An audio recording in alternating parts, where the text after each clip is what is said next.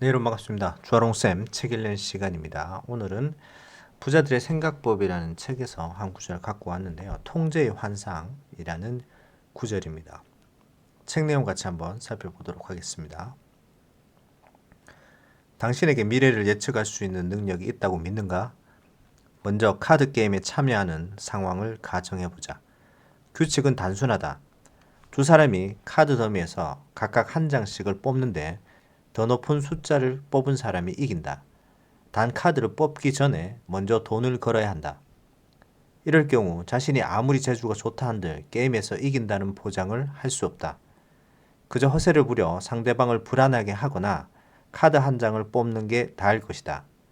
그러나 사람들은 무의식 중에 자신이 게임에서 이길 수 있다고 믿는다. 하버드 대학교 심리학자 교수이자 베스트셀러 마음의 시계 저자인 엘렌 랭어는 이를 확인하기 위해 한 가지 실험을 했다. 먼저 실험 참가자들에게 카드 게임을 시켰다. 그들의 상대는 그녀가 투입한 배우들로 절반은 똑똑하고 매력적이고 유머러스한 사람처럼 보이게 연기했고 나머지는 어수룩하게 보이도록 연기했다. 그리고 실험 참가자들이 카드 게임에 거는 돈의 액수를 관찰했다. 그 결과 참가자들은 똑똑하고 사교적인 사람을 연기한 배우와 게임을 할 때는 돈을 더 신중하게 조금씩 걸었다. 그러나 어수룩한 모습을 연기한 배우와 게임을 할 때는 판돈을 키웠다. 상대가 아인슈타인이든 바보든 혹은 침팬지든 게임 결과와 아무런 상관이 없는데도 사람들은 다른 반응을 보였다. 자신이 상대방보다 한 수 위라고 느끼는 순간 모험심이 커졌다. 사람들은 자신을 과대평가할수록 경솔한 태도를 보인다. 참고로 사기꾼들은 이런 심리를 이용한다. 심리학에서는 이런 심리를 통제의 환상이라고 한다. 통제의 환상은 사람들이 자신을 통제할 수 있거나 외부 환경을 자신의 의지대로 바꿀 수 있다고 믿는 심리적 상태를 말한다. 즉 사람들은 조수석에 앉아 있으면서도 조종석에 앉았다고 믿고 모든 걸 통제할 수 있다고 착각하는 것이다. 또 다른 실험은 사람들의 이런 심리를 잘 보여준다.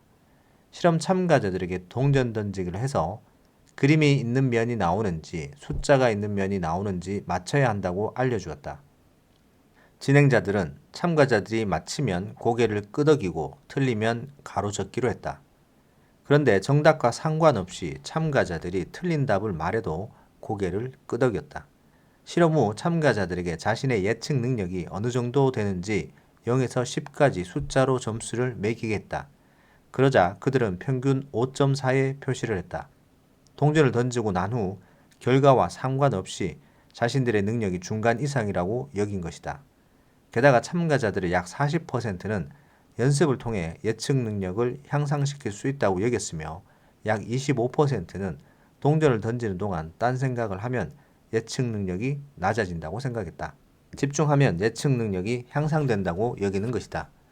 기초적인 확률 계산을 할 줄 알고 합리적으로 생각하는 사람이라면 0에 표시해야 마땅하지만 실험에서 알 수 있듯이 사람들은 동전을 던졌을 때 나올 결과를 예측할 수 있다고 믿었다.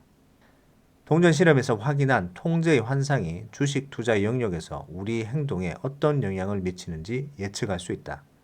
그동안의 투자가 성공한 것은 우연적인 요소 때문일 수도 있는데 우리는 주가를 예측할 수 있다고 믿는다.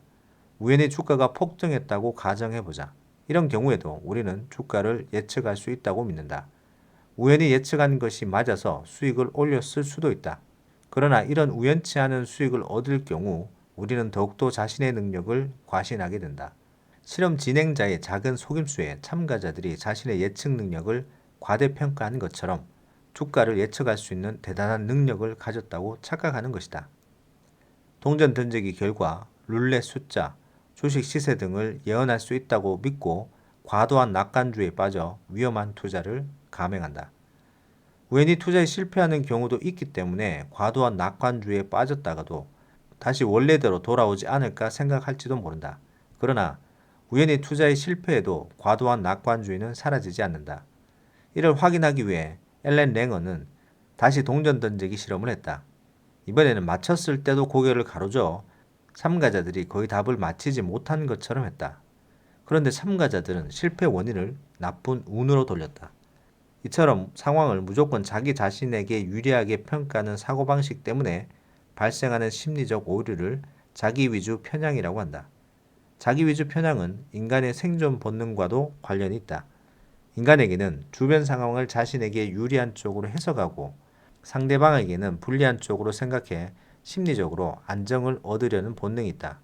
그렇지만 성공은 나의 능력 덕분이고 실패는 외부 상황이나 운이 나빠서 혹은 우연 때문이다 라는 생각은 실패에서 아무것도 배우지 못하게 한다.